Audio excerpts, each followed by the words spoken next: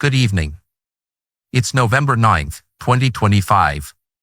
Something happened this week that no one in Washington wants to talk about, something that cracked through the polished surface of political theater and exposed the raw, uncomfortable truth beneath it. Voters, ordinary Americans who spent years being told what to think and who to blame, just realized they've been lied to. Not subtly. Not strategically. But blatantly.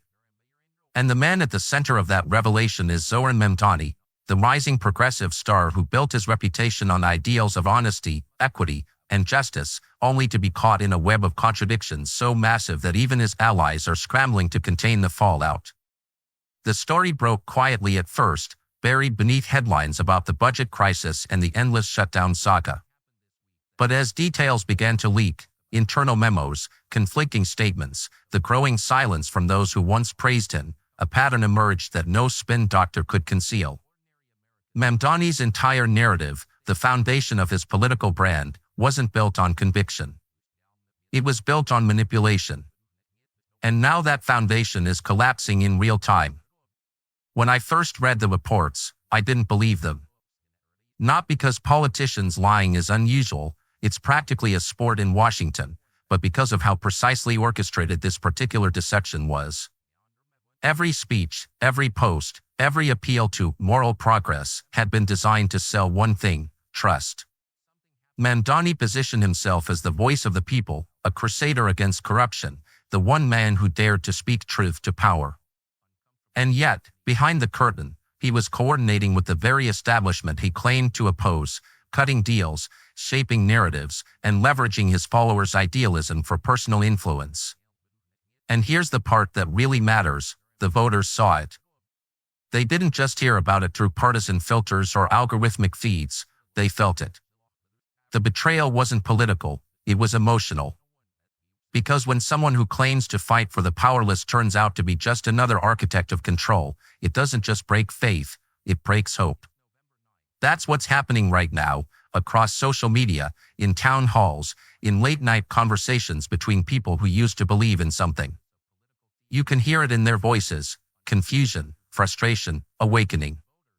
Now, Chuck Schumer, who once championed Mamdani as a symbol of the new Democratic generation, finds himself in a position no politician ever wants to be in, betrayed by his own narrative.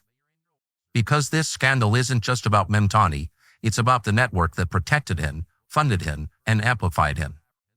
It's about the hypocrisy of a party that preaches transparency while operating through backdoor pacts and media manipulation.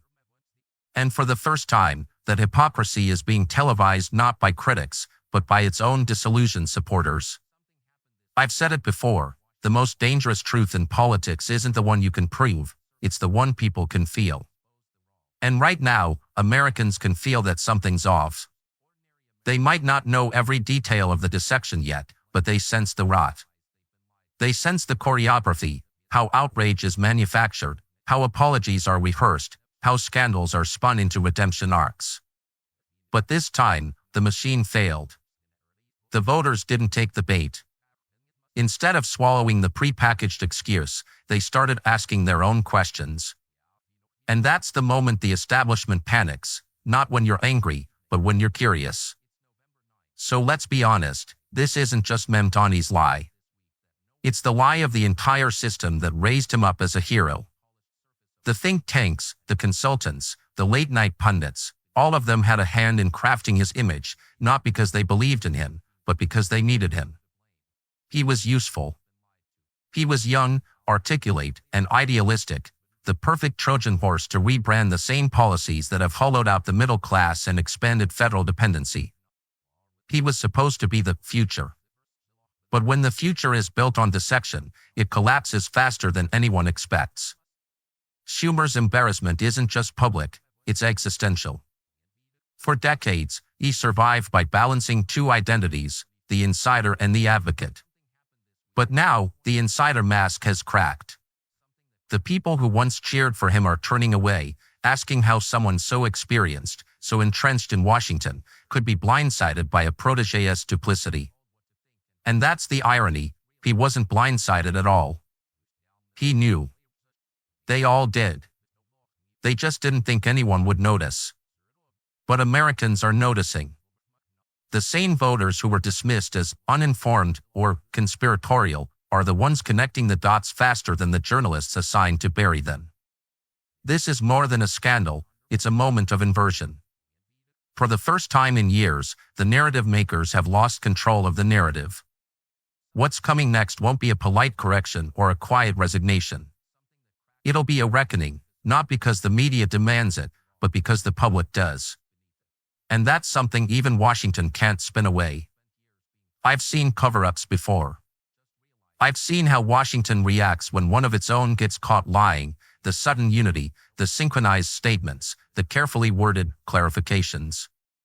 But this time, something feels different. The tone isn't confident, it's panicked.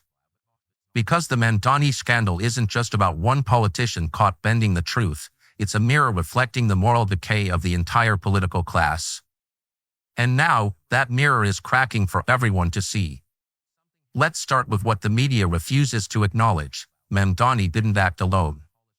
Every step of his dissection was cushioned by a network of enablers, the speechwriters who polished his contradictions, the consultants who tested his slogans, and the donors who turned his grassroots revolution into a brand. They all knew what was happening. They just didn't care, because in Washington, image is more valuable than integrity. And for a while, it worked. The press loved him. Late-night shows called him authentic. Schumer paraded him as proof that the Democratic Party still had soul. But now that illusion has detonated, and Schumer's team is scrambling to contain the shrapnel.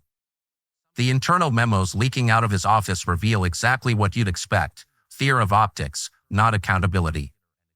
The question they're asking isn't, how did we lose the people's trust? It's, how do we fix the polling damage before midterms? That's how detached the ruling class has become. They think in numbers, not principles. In headlines, not consequences. What makes this scandal so potent is that it exposes the bipartisan rot. Both parties, in their own ways, have perfected the art of performance politics.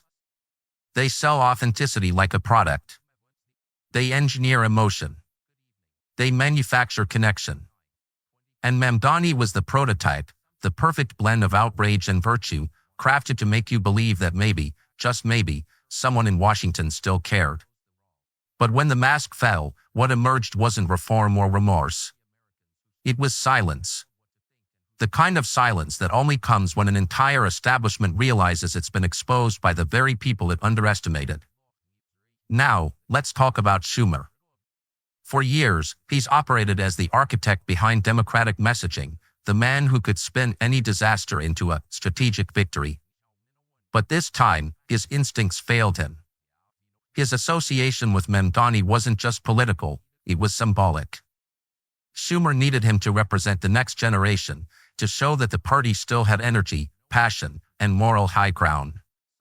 Instead, he got a scandal that peeled back the curtain on how performative that moral high ground really is. And yet, the arrogance remains.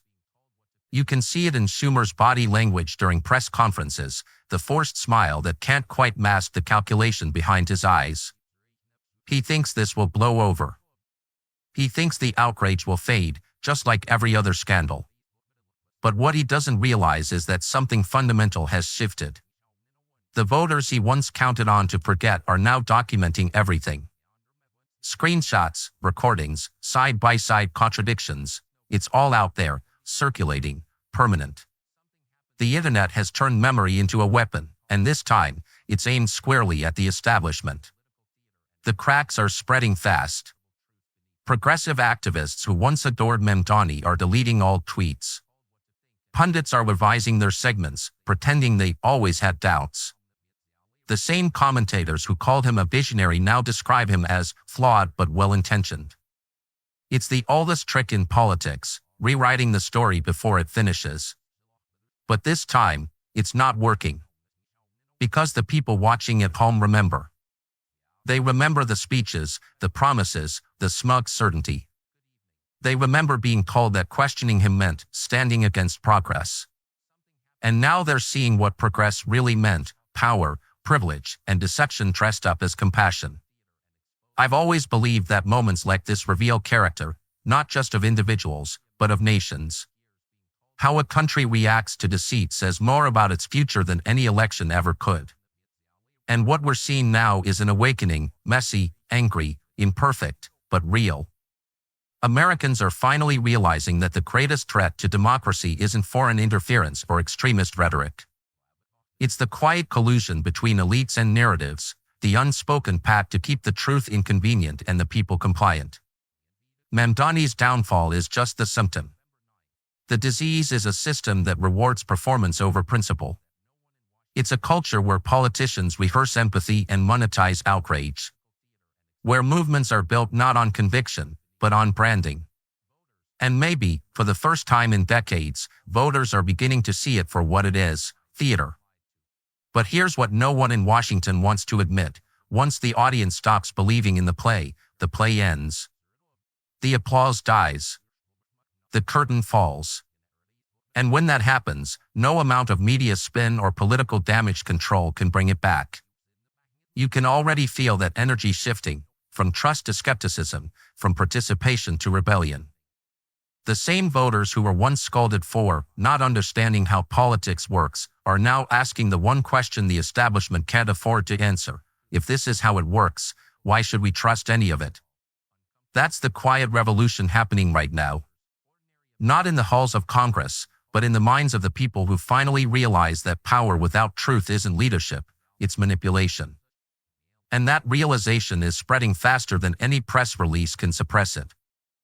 Every empire built on deceit eventually faces the same fate, not destruction by force, but erosion from within.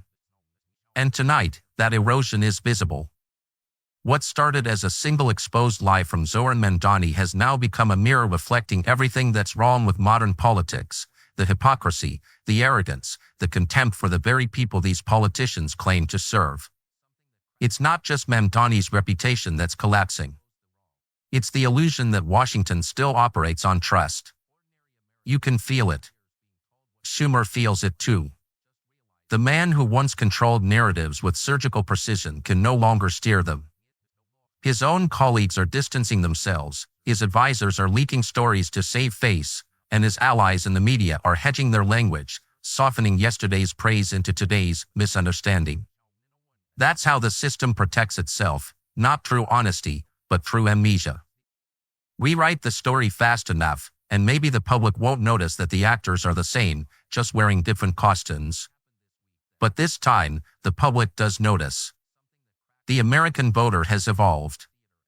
People aren't relying on televised talking points anymore. They've become their own journalists, their own analysts, their own watchdogs. Every word spoken by a politician is instantly archived, dissected, compared. Every inconsistency becomes evidence. Every contradiction becomes a headline, not from CNN, not from Fox, but from the people themselves. That's what terrifies the establishment more than any candidate or movement: the death of information control. And that's exactly what this scandal represents: not a political blunder, but a loss of control. Schumer's embarrassment isn't confined to the halls of the Capitol, it's public, viral, unstoppable. The machine that once dictated outrage now finds itself the subject of it. Mamdani supporters, who were meant to be loyal foot soldiers in the progressive cause, are now demanding answers that no one can afford to give. How many deals were struck in secret? How much of the money meant for equity went to personal campaigns, to consultants, to vanity projects dressed as justice? These aren't conspiracy theories anymore, they're questions. Real ones. And for once, Washington doesn't have answers. There's a strange beauty in that, in watching power stumble over its own arrogance. Because for too long, politicians have treated voters like spectators. You sit down, you listen, you clap when told, and you go home. But now the crowd is standing up. They're walking onto the stage. They're demanding the script. And when that happens, the play can't go on the same way. I don't celebrate scandals. They damage trust, they divide communities, they feed cynicism. But I do celebrate exposure, the moment truth breaks through the facade, even if it's messy. Because it reminds us that truth still has weight, that deception still has consequences. And if the fall of one politician forces others to think twice before lying to the public again, then maybe it's not just a collapse, maybe it's a correction. Schumer's biggest mistake wasn't believing Mamdani. It was believing that people wouldn't care once the lie was exposed. He underestimated the intelligence of the very citizens whose faith he exploited. And that's the fatal flaw of every elite system. They mistake silence for obedience. But silence isn't consent. Sometimes, silence is the inhale before the storm. What we're seeing now, in every angry post, every investigative thread, every late-night conversation between friends who used to avoid politics, is that storm beginning to form. It's the slow, steady realization that accountability doesn't come from institutions anymore. It comes from us. From paying attention. From refusing to look away. From remembering when they beg us to forget. So where does that leave us tonight? In a strange place, uncertain, but awake. The illusions that once comforted us are gone, but in their place is something far more powerful, awareness. The awareness that truth isn't handed down from podiums, it's uncovered, piece, by people who refuse to be fooled again. That's what keeps me talking. That's why I do this. Not to tell you what to think, but to remind you that thinking, real, independent thinking, is still the most dangerous act in a controlled society. And tonight, it's happening everywhere.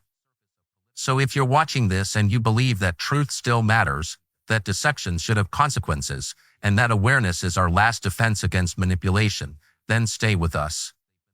Subscribe to the channel, leave a comment, and hit like so this message reaches beyond the noise. Because that's how we push back, by spreading what they can't censor: attention, conversation, truth. In the end, every lie collapses. The only question is how long we keep pretending it's still standing.